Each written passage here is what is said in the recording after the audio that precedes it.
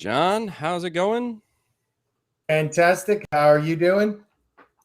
Doing good, doing good. Another Sunday update here. It's the 22nd, and we got some good news for the community, for sure, for sure. I Oh, guess yeah. We have some excellent news, actually. Let me go ahead and do that. Yeah, absolutely, absolutely. Community saw that the airdrops have come out. A lot of people were very happy about that. They got a lot of help in the Telegram chat for those folks that may have not had the BSC chain enabled on their wallets. So thanks to the community for making sure that people got the help they needed. And if they had any errors or anything like that, we still ask that they make sure to submit a ticket or get with Musashi in the Telegram there to have him check up on those wallet addresses that may have be confused or not sure of their airdrop. Yeah, I think what do we you had a think very, about all very that stuff? small.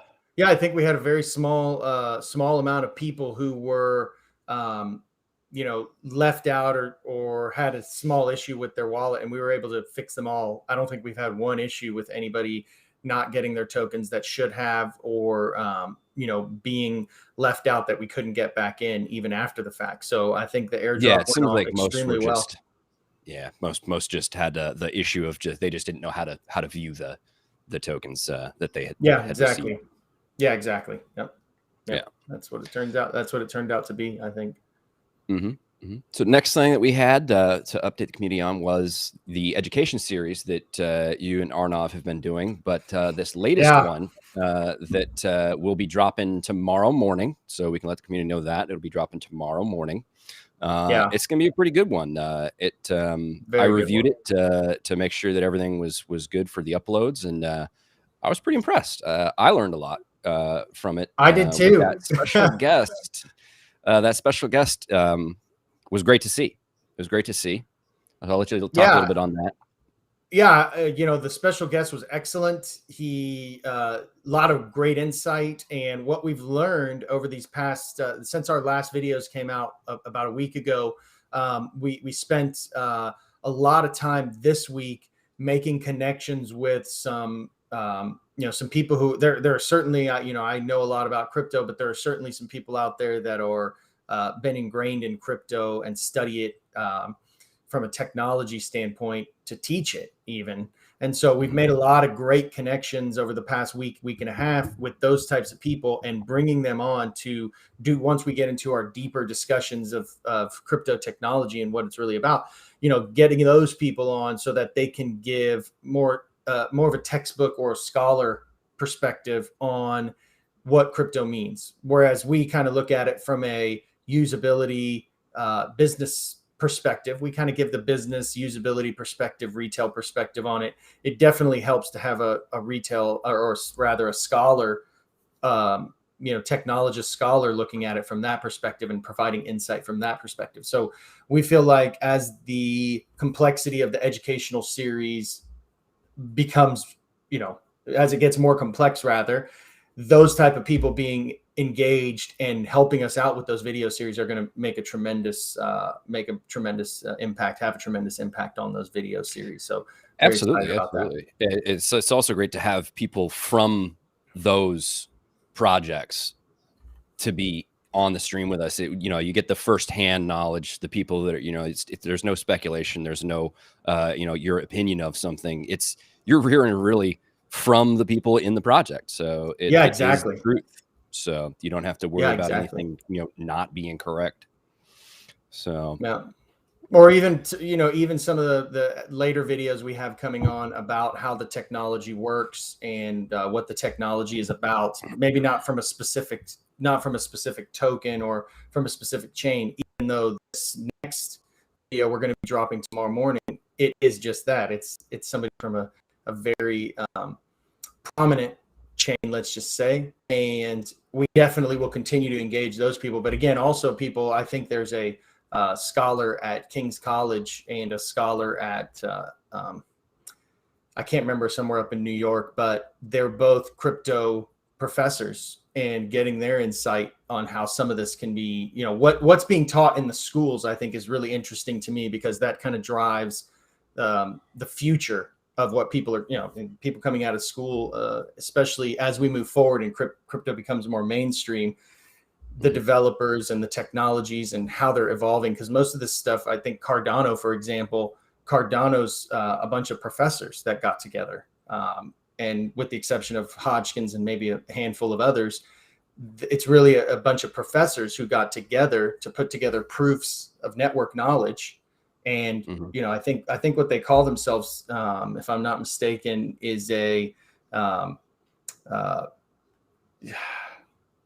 scholar verified proof of stake network. So basically they've got all these scholars that have come together to verify the code, versus Ethereum was more just an open source group of very smart gentlemen and maybe a few ladies that got together, but not PhDs. And I think that's where Cardano, and I think we'll see a lot more of that as the blockchain evolves. You'll see a lot more of this coming out of places like MIT. So we want to stay engaged with those people and have them in and have them on board. And we're starting to get them to come in and talk to us. So it's great. Yep, absolutely.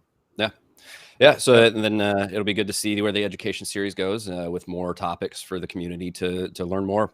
So education is key in this space.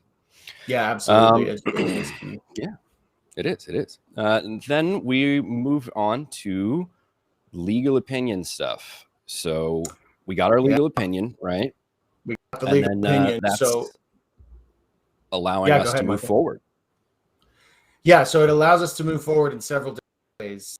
So the biggest thing that it allows us to move forward on is basically opening ourselves up to now go worldwide. And one thing we'll talk about here in a minute is how we're going to expand worldwide very quickly. We've already got a roadmap in place for that.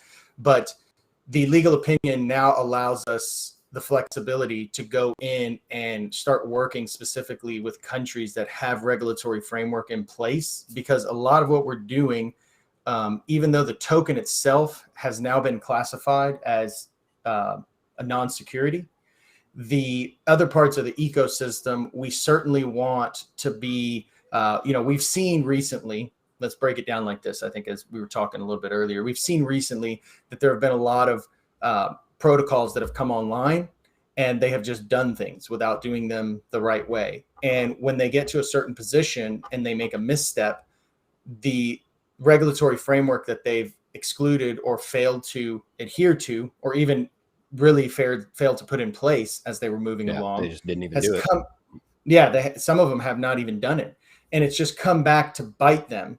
So we're taking a radically different approach where we are going into this looking at, as many landmines as we can, where we need to put in the regulatory framework, how we need to adhere to the regulatory framework, where the places are in the world that give us the most flexibility. I mean, one thing you got to remember here is that while crypto is new, it's not brand new. Okay. And the way the world's been working for the last 15 years, even 20 years, look back a little bit further, is people are used to technology now coming in and disrupting. Look at what happened with apps. Look at what happened with the internet. People are used to technology coming in and disrupting. And because they're used to that, they know, the governments specifically know, that they need to get on board faster. The United States has taken a backseat to that, but there are several places around the world that, by getting set up in those jurisdictions and getting set up adhering to legal and regulatory framework, we now have worldwide access to banking. We now have worldwide access to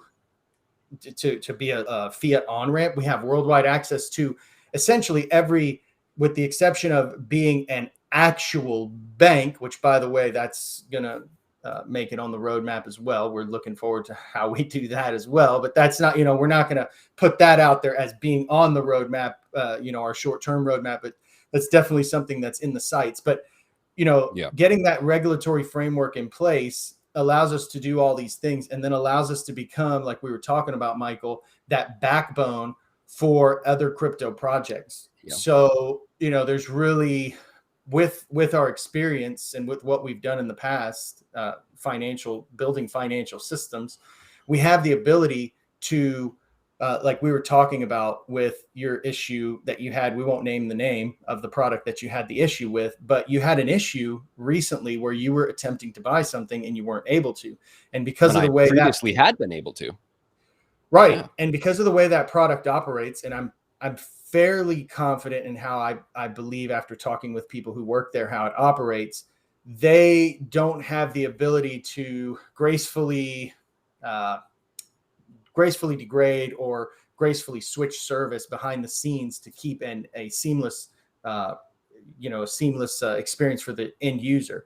And so building the regulatory framework and adhering to that and getting stabilized in these key countries around the world, which we'll talk about next, that gives us the ability now within the next month and a half, 2 months, to not only bring on things like the centralized exchange and Fiat Onramp. So just quickly talking about Fiat Onramp, we're able to now do that with Bank Social tokens. So in the wallet, we'll talk about that in a minute. In the wallet and on the website, you will have the ability to buy Bank Social token with fiat. That's what we have the ability to do as the token not being classified as a security, right? With the legal opinion. So that is in the works and it's going to be happening very quickly. But what we want to get to is where we can be a backbone and provide a complete end-to-end solution for others to utilize, right? That others can utilize. And that then you become more of that centralized exchange where you do have to adhere to those regulatory framework requirements. You do have to adhere to, basically everything that comes along with being a financially regulated product. But once we have that, now it won't just be Bank Social tokens that you can buy with fiat anymore. It'll be any token that you can buy with fiat, right?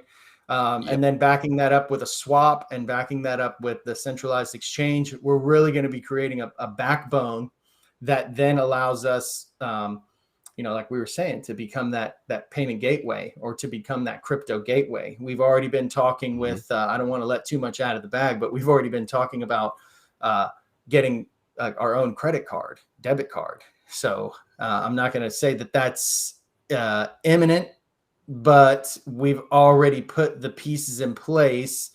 The connections are in place so that when we have the regulatory framework nailed down, that's something that we can immediately transition into. So it's very, very exciting to have these pieces in play and just moving the chess pieces around the board in the right order to ensure that, again, we're not just moving so fast that we have a regulatory hurdle that takes us out of half of the world. And I think you see that with a lot of the exchanges and a lot of the protocols that are moving right now. Some of them are, decentralized to the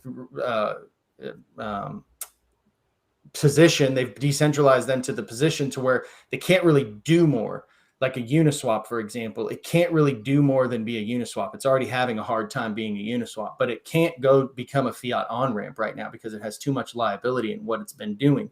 And so we're taking the exact opposite approach. Instead of just going out there, you have to do, in something like this where we're not talking about something that we want to live for the next year as an experiment.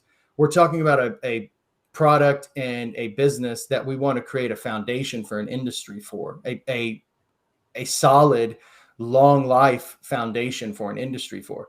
And when you talk about that and talking with some of the advisors that we know in the space, you really have to strategically go at this in the way that we've been going at this and not the way that we see a lot of other tokens going and protocols for that matter, where they're just going at it very haphazardly. Not to say that may not work for them, but with the roadmap and the vision that we have at Bank Social, that roadmap doesn't quite fit the end goal, if I can put it like that. You see what I'm saying, right, Michael?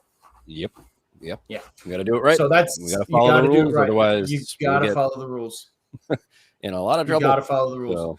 Yeah, and the other thing here is that we've already been talking with partners like Visa and other big players in the market, and they want to have that in place, and we're going to put that in place. And so that's really where we stand right now, and that's that brings me to kind of where we're positioning ourselves. So we've already started exploring, and we have a few headquarters in the final running, and we've already started the legal process for getting those legal headquarters set up and in place. And once we have those, and they should happen fairly quickly, within probably the next 60 to 90 days, we'll have the full, I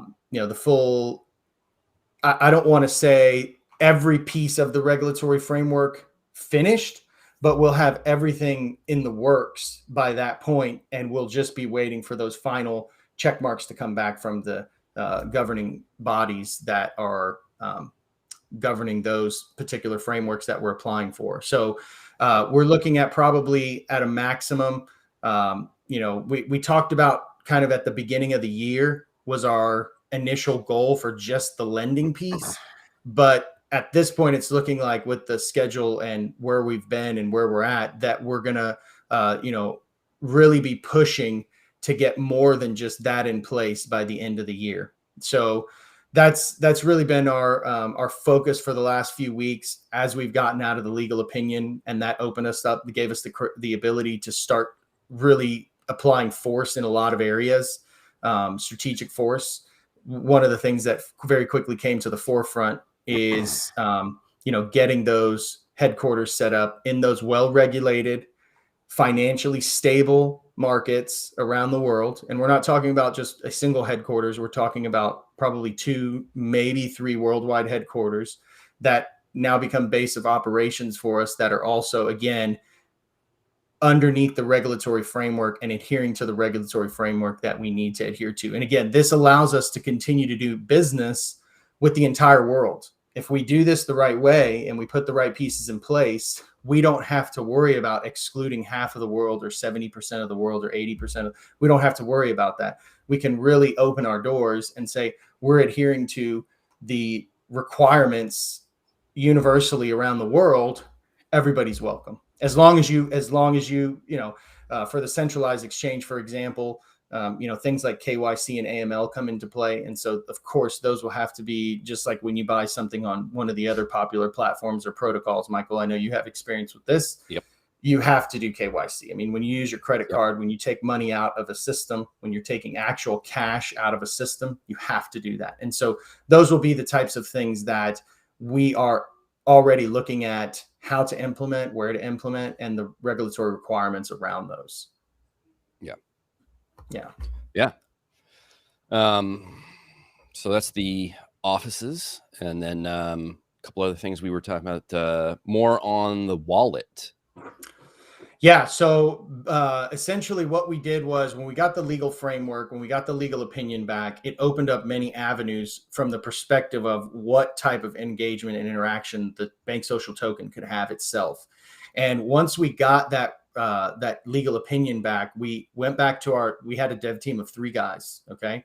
And we went back to those guys and we started talking with them about all those pieces that we now wanted to include, because again, just launching a wallet, there are a lot of wallets out there. Well, maybe not a lot, but there are a couple handfuls of wallets out there. And we don't just want to be another wallet in the ecosystem.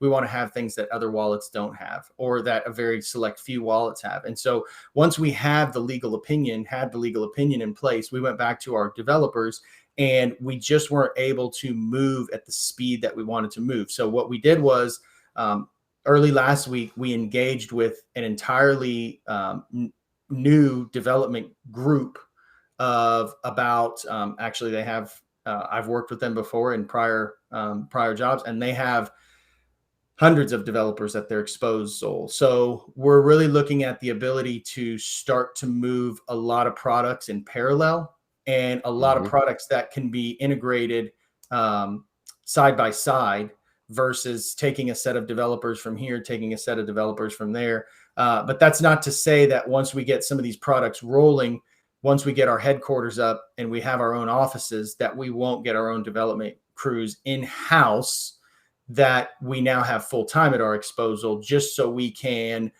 take the base product lines and continue to evolve them and enhance them, and bring them to another level continuously.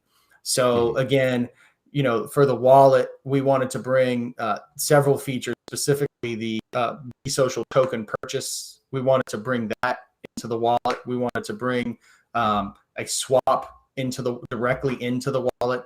Instead of having to connect your wallet out, we wanted to bring a swap inside, a cross-chain swap. So there's a lot of pieces that we identified early on that after the legal opinion, we said, you know what, it really makes sense to start developing these features and just make sure that our wallet, the base framework for our wallet, even though we may not release this all at one specific time, we need to ensure that the base framework for our wallet has the ability to quickly on-ramp these types of features without needing any significant, modification or rewrite. And so they looked at it, they took our current wallet that we had, and they said, this is great. This is a great baseline to start from. So we're having them do one of the big things that Eric and I, our CTO, had been talking about was we wanted to make sure that regardless of what we did, because the group that we were using, the developers that we were using, they were great. They were very smart, very capable. They were all over the world.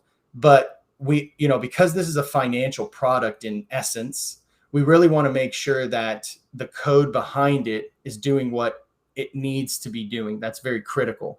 And we need to make sure that there are no backdoors or, exploits. We don't want to be another one of these hacked protocols. Let's just be real about it. Yeah. So part of why this company was engaged initially was to do a third-party audit. And once we started talking to them about centralized exchange and, some of the DeFi aspects of what we're talking about, DApp aspects of what we're talking about, it came back to, if you guys are going to do the audit and we need to bring Fiat Onramp and we need to bring swap and we need to bring this and we need to be that, why don't you guys just do the audit and take over from here and start expanding upon that product line? So finish up the audit, make sure it's all, it all has the code base. It doesn't have any exploits. And we're going to actually go through, it looks like 2 audits.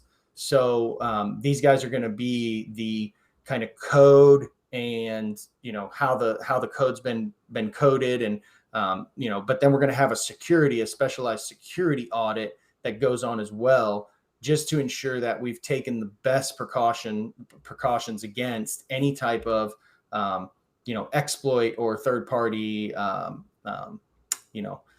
intended or unintended rather, because I think not all these are intended hacks, but some of them could be, because of the way these are developed, especially these open source protocols where a bunch of people contribute to them. I think we know when we launched our exchange, it was a fork of Uniswap when we initially launched the BSOCIAL exchange. And there was a problem. We found a problem that was affecting other tokens. And we told Uniswap about it and we had them fix it. I don't think it was intentional. I don't think they even knew about it until we brought it to their attention, but we helped them fix it. You remember that early on. So that's the status on the wallet. We want to make sure that because it is something that, some people have tens of thousands of dollars that they're going to be bringing onto the wallet. And we certainly don't want any type of exploit to, impact their ability to safely transact on that product. So, but along with it, again,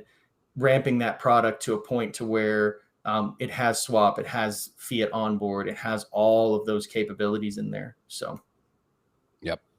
Yeah, exactly. So yes, we had some people that have been asking about, where's the wallet, where's the website, and this is why. We're making sure that all these features and changes are done right and safely for the community to make sure that everyone is protected. Now the website, I can quickly touch on the website. The website is essentially done. The first website we have, or the current website, is just a one-page website. And so I think everybody's seen a couple weeks back, we showed off the one page, the homepage of the new website. So the homepage of the new website and other pages behind the scenes are done. But because this website's going to have more depth to it than the last website, putting together that the flow that makes sense for that website are the things that we're just finalizing right now.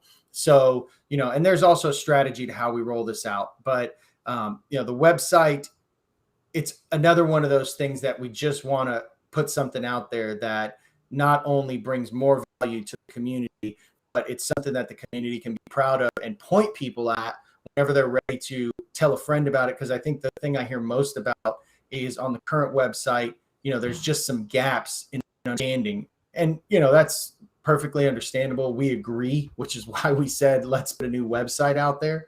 And so that's, getting those other formulations of pages right. Now, what we may end up doing, and we've discussed this, is we may end up going with like a 5 or 6 pager out the gate, and then just start layering in pages. And we're right there right now. That 5-6 page website is ready to go, but there's also about another 7-8 pages that we're looking at, as well as some some my account login type of functionality that we wanted to lay the baseline layers for, just so people had an account, people can start interacting with that account, and then 1 week they log in and they see new features. So that's something that we're really trying to, I think that some people pointed it out. They saw it on our first iteration of the screenshot. I don't know if you saw that, Michael, but in the top corner, there were some people that pointed out the my account. Yeah. The my account section. Like, and so, yeah. And so, that's part of the feature set that we just want to make sure we have, if we're going to roll it out, that it's not just rolling out to a login, right? We need to have something behind the scenes there. And so there are a few features that we can put in there, but for right now, those are not the biggest concern. The biggest concern is that we have or rather the biggest focus, not concern, is that we have a page or a site that's going to bring a lot more content in a way that people can absorb and feel comfortable about the ecosystem, and they're being part of the ecosystem. Yep. Absolutely. And yes, there will be good photos of the team on the new website. We've had some people asking about that. So yeah, those will be taken care of. Don't worry about that. Yep. Absolutely. I think that really gets us to pretty much to the end of the updates, unless you had some additional things for the community. No, right now the big focus is getting the legal framework, the regulatory framework. Again, we have the legal opinion, which opened up a huge amount of things for us to do. One of them is now getting more regulatory adherence and setting up an office, a headquarters, a couple headquarters actually worldwide. And that's really the mainline focus. Again, that end of year goal of being able to do lending along with other things now is really in our sights. And, at a minimum and we were looking at, with the legal opinion, it was possible for us to possibly do some pilot type of protocol lending. But if the ecosystem is not in place, it's really just a hand-holding experiment. And I think we can do that at any time. I don't think a lot of people are interested in a hand-holding experiment, but we're looking at ways to expedite aspects of that. But again, the main focus here is that Bank Social. I mean, if you look at the name Bank Social and you look at the vision of what Bank Social can be, and we'll wrap it up after this, but if you look at what Bank Social, the name implies, it implies a globally available network for people to transact with each other. And that's what we want to be. We want to be a backbone for crypto. Everything from a layer 1 chain potentially, or a layer 2 chain solution, to merchant services, to payment gateways, to Fiat on-ramp and off-ramps, but for only legitimate projects. We want to be a safe haven in the crypto space for legitimate projects. And that's why you see us putting together this framework and taking the steps we're taking to not be put into a position again to where some of these other protocols and products are in right now, where they're having to reel back and figure out how they unwind themselves from not putting this stuff in place initially. So that's it. That's our update. And, it's really a big one, because we haven't shared to this point that we're going worldwide with headquarters and that we've got this regulatory framework started. We've got a whole team of attorneys at this point that are working on this. And for me, it's extremely exciting because they've looked at it and they've agreed. The one thing I guess I'll leave us with here today is that these countries that we're looking at, they want innovative solutions, and they've looked at Bank Social and our business plan, for lack of a better explanation, as a truly innovative product. And they are very interested in bringing this type of solution that's looking at things from the get-go, from the outset, with doing things the right way, taking the right steps, and putting things in place the right way. That's what really is everybody likes about what we're doing, loves about what we're doing, rather. So we are very excited. We feel like, website, wallet, these are minuscule. These are minuscule in comparison to these next steps that we're going to be doing. Absolutely. And so we're very, very excited about doing these things and getting started in the right way. Absolutely. Well, with that, I guess we'll get back to work.